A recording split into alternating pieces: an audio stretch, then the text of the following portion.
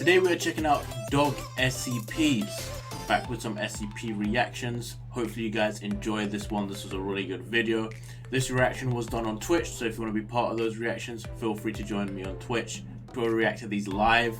Of course, you can suggest me any videos you'd like to see down in the comments below. It could be SCP videos, it could be any videos, and I'll try to react to them. Hopefully you guys enjoy this video. If you do enjoy these videos, be sure to subscribe if you are new. You can join the Discord if you want to stay updated with the YouTube and the Twitch. Without further ado, we're gonna get in and watch some Dog SCPs. Dog SCPs. The normal blended with the paranormal is common enough in the SCP universe, so it's no surprise at all that there are quite a few anomalies based off of canines, ranging from the wholesome to the horrific. For the most part, I'll be looking at the Dog SCPs I've read were kind of sad.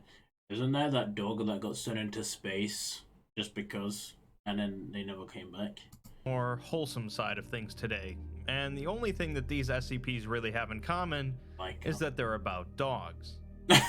This is just a smattering of some of the more interesting dog SCPs that I've picked, but there are dozens across the wiki. Let's start with an especially loyal dog, SCP-1111, an entity that visually appears like a mix between a Labrador Retriever and a German Shepherd. I still cry every time. Alongside it is another entity, this one a man hanging by a noose from a tree, constantly twitching and jerking in a manner consistent with someone being hanged. Okay. Most of the anomalous effects have to do with the distance between these two entities. The further away the dog is from the man, the stronger, faster, and larger it becomes. Wait. The further he is away from the man, the larger the dog becomes, or the larger the man becomes?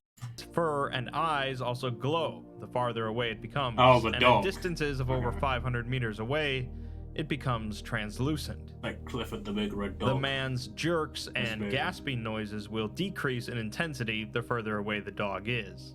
This is just weird. When left undisturbed, the dog will simply lie beneath the man with its eyes open, seeming to never sleep, eat, or even breathe.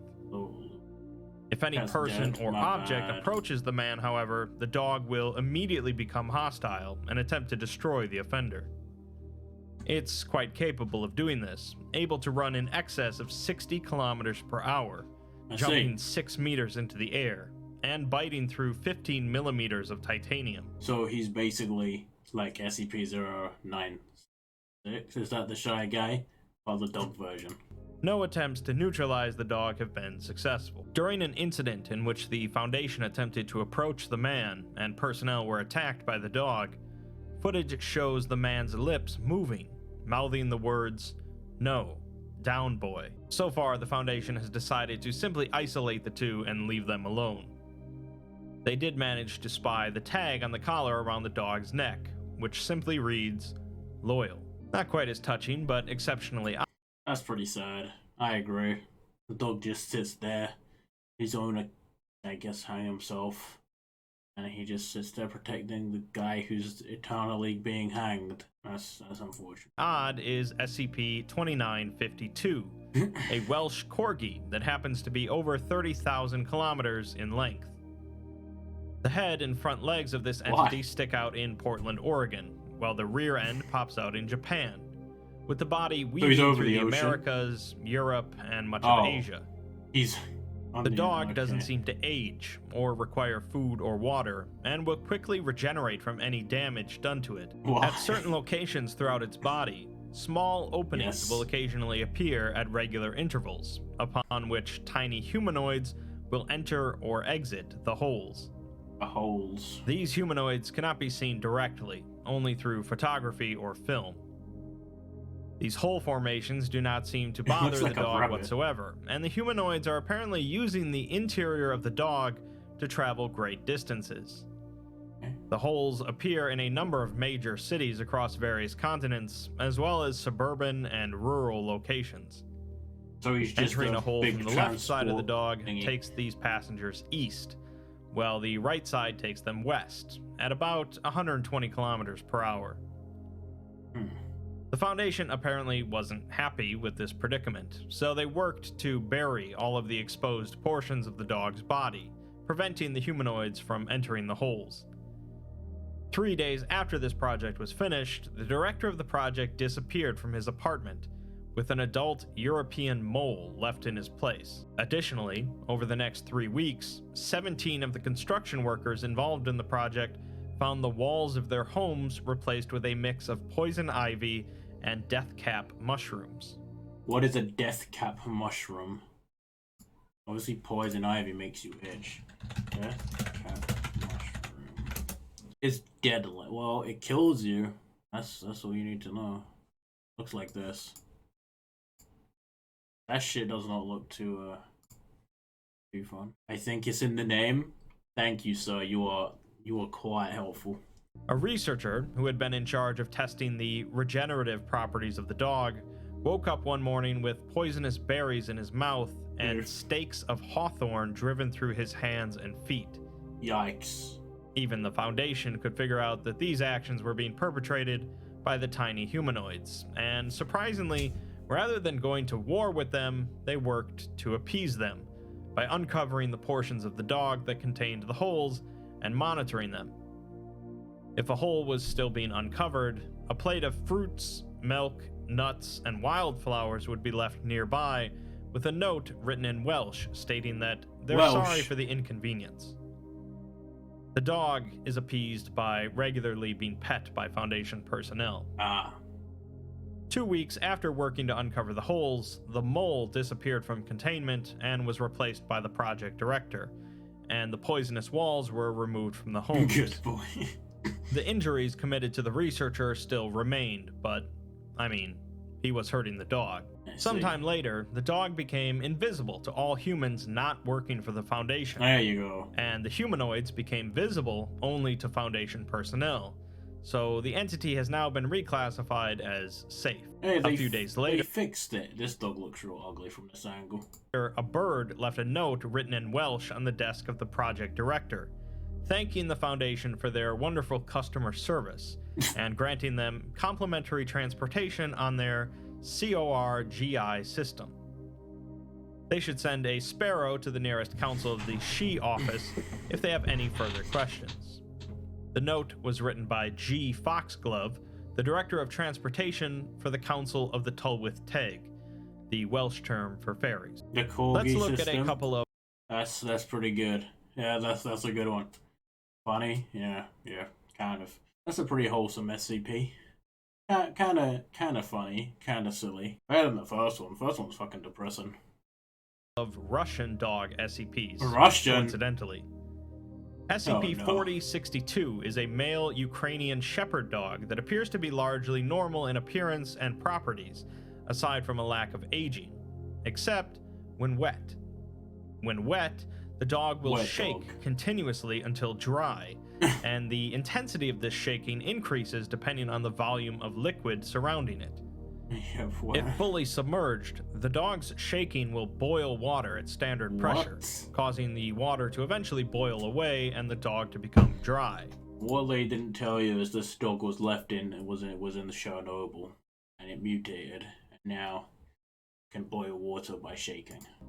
During this process, the dog requires no oxygen or sustenance, and can handle an immense amount of pressure and temperature. If 4062 is unable to bring the surrounding liquid to a boil for some reason, it will shake indefinitely. This was the original containment procedure for 4062, but the ethics committee ruled that it would be better for the dog's emotional state to simply feed and interact with it normally. Why just not treat it like a regular dog? Why not take it outside when it's raining? Or let it go near the water? 4062 was acquired by the SCP Foundation after capturing a Soviet attack submarine in 1983, after hearing reports that the submarine crew were infected with some sort of anomalous substance. Although these reports turned out to be false, they did discover that the submarine's reactor was of no known design, instead containing SCP-4062, which was generating steam to power the reactor's turbines. That's messed up. The only one on board the vessel who knew about 4062 was engineer Andrei Alexandrov, who was officially listed as a naval nuclear engineer, but personally insisted that he was a canine engineer, and a graduate of the Moscow Engineering Physics Institute Canine Physics and Engineering program. So they made him. These claims remain unsubstantiated. The rest of the submarine crew were given amnestics and sent back home, but Andrei remains in Foundation custody. So far, no other information gleaned from agents embedded in Russian governments have confirmed other canine engineering projects, and the Foundation has been unable to reproduce 4062, which Andrei insists is a normal dog. In an interview with Andrei, he claims to have no idea what the Foundation means by the word nuclear, and says that the submarine he was on was of the sheepdog class, powered by a standard canine water boiling reactor. He's surprised that the Foundation has no idea about the canine reactor, as canine technology is the root of Russia's tensions with America, including canine bombs and canine missiles. So it's not a dog? When the Foundation researcher asks again how a dog can boil water, Andrei sighs, grabs his notebook, and says that it's basic physics. Yeah, that is very basic physics. Dog boils water in Russia. In Soviet Russia, dog walks you. It's very basic. I don't know. That was a somewhat humorous one, but the next one, not so stupid. Much. Oh, great. In 1957, in the midst of Russia's space program, Khrushchev ordered that a spacecraft would be launched into space on November 7th, the 40th anniversary of the October Revolution. The goal was to deliver a spectacular mission that would repeat the earlier triumph of the Sputnik 1, the first satellite launched into orbit. It was decided that a single animal would be sent into orbit for the first time, a dog. Oh, a dog. The dog chosen was named Laika, a stray from the streets of Moscow. The vessel, Sputnik 2, successfully...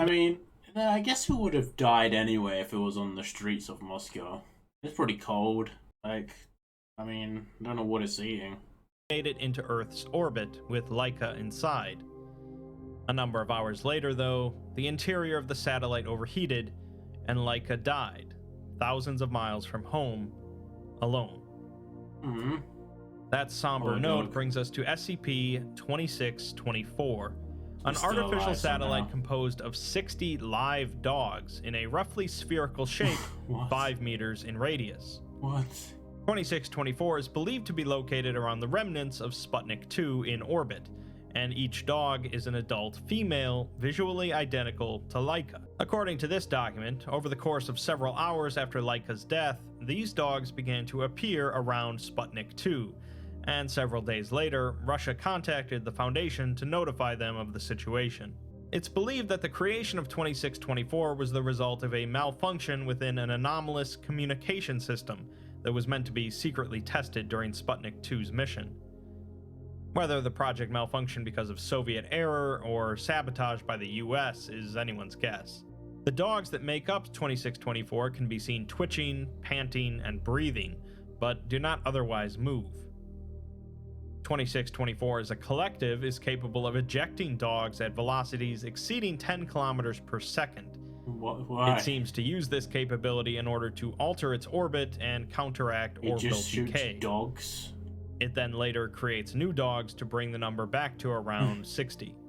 Okay. It will also move in this manner to avoid making physical contact with other vessels, making capture difficult. Other phenomena have also been noted, connected in some way with 2624.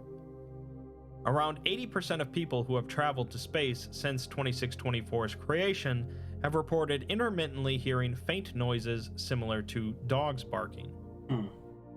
40% of people who have traveled to space have reported vivid dreams in which a dog or group of dogs that look like Laika attempt to explain the workings of unidentified complex machinery to the dreamer. Since the dogs don't have vocal cords or opposable thumbs though, this results in the dogs primarily biting the machinery and barking. Also, on at least 3 separate occasions, live dogs identical to Laika have appeared in space or on celestial bodies.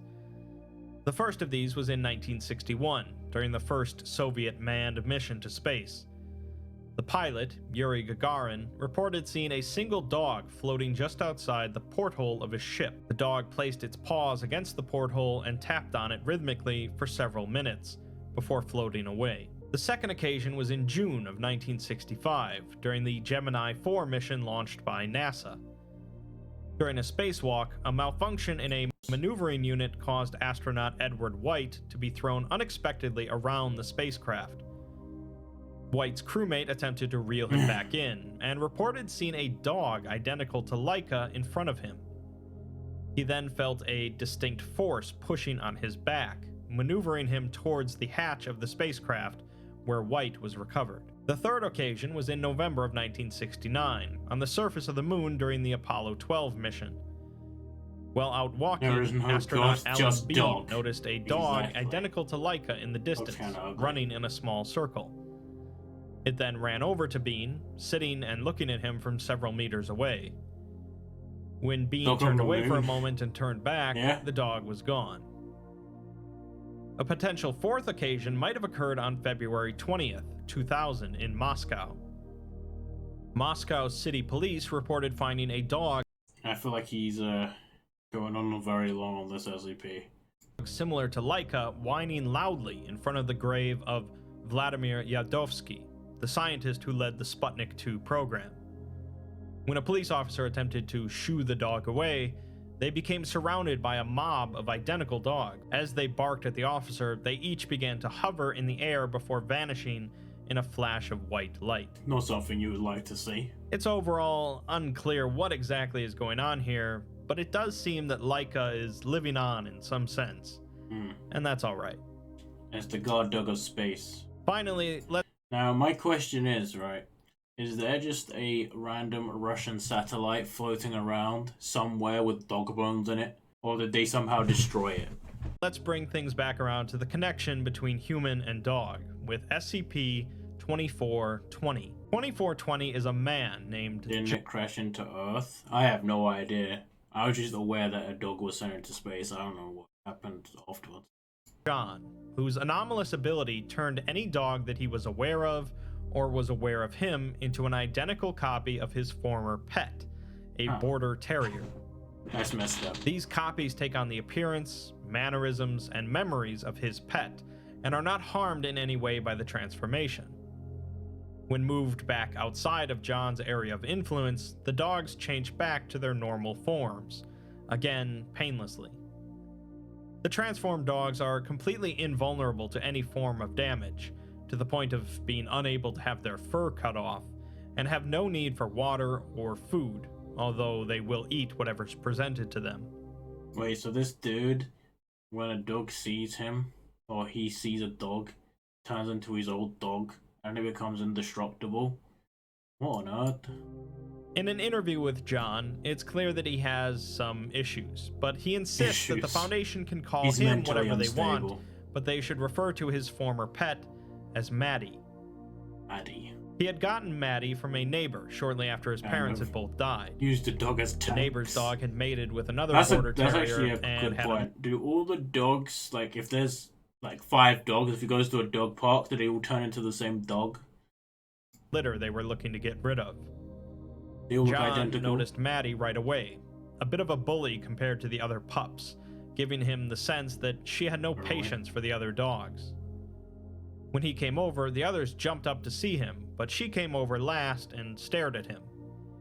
He held his hand out to her, and she bit it gently, so he knew he had to take her. According to John, she didn't exhibit any anomalous traits while she was alive, and if he thought that she was actually magic, he wouldn't have been working as a telemarketer. He did think that she was a smart dog, and she could have learned a bunch of tricks if she wanted, but she clearly had no interest, as if learning tricks was beneath her. By his account, though, she was mostly just a normal dog that played with other dogs by chasing them and killed a couple birds and squirrels due to being territorial. Moving on to discuss how she died, John says that it was also sadly normal, as he was out taking her for a walk and she got hit by a car when he wasn't paying attention. I'm like a prophet. Like, I just knew that was coming. People told him afterwards that he was lucky he didn't get hit, but he says he would have preferred it, as maybe he wouldn't have died from the impact like Maddie did. Profit Tony, exactly. Do a lot of dogs die by getting hit by cars? Like, I know it happens a lot in TV shows. Like, the dog dies by getting hit by a car. But I've never seen a dog, well, when a Family Guy, Brian dies by the car. But, like, in every kid's TV show, if the dog died, it was hit by a car. I've actually never heard in real life of someone's dog being hit by a car. Like, I don't know anyone. My aunt's childhood dog did. Also think there's probably some cunts who purposely try to run dogs over. Here, you'll see quite a few foxes that get run over. But they're just running around eating trash. But they get run over quite a lot. He was jaywalking, and he doesn't blame the driver, but he couldn't stop crying at the time. He picked up her body, went back home and grabbed a shovel and her favorite blanket. He buried her in his backyard in a spot where the shade of the trees didn't reach. Shortly after, he was going to kill himself by jumping off a bridge, although he doesn't know if he actually would have gone through with it. Why are you dating this dog, bro? It's not that deep. No, dog is your friend, but like, he don't kill himself because his dog died? Bro. He was interrupted by suddenly seeing copies of Maddie everywhere, all barking at him and trying to get through the gate on the bridge to where he was standing. He figured he was losing his mind, but he ended up later at a dog park, as he thought that he wanted to see some more dogs before dying. Every dog at the dog park was, of course, a border terrier, all running to greet John, which caused quite a ruckus since the other owners could clearly see their dogs suddenly transforming. He knew at that point that they were all, in fact, his former pet, and one came up and gently bit his hand. He fainted at this point, and by the time he recovered, he was in Foundation custody. Why would he do that? The doctor if the for a turtle. I don't think people have the same bond to a turtle as they do to a dog. Like, dogs and cats can interact with you, kind of. Turtles are just kept in a case, or a cage, well, not cage, but they're kept in like a tank. All you do is give them food. It's like a lizard. Does a lizard even know you own it? Like, I don't even know. The transformation process hurts the dog in any way, and he's assured that it does not. He then asks if the Foundation is going to hurt them, as he's not stupid, and knows that an organization like this would dissect the dogs to find out how they tick. True. He begs them not to, though, as he doesn't want any dog to be hurt because of him. Sounds like he's the anomaly. He also asks if he can spend some time with one of the changed dogs, as he didn't even get a chance to tell her how good of a girl she was for being magical.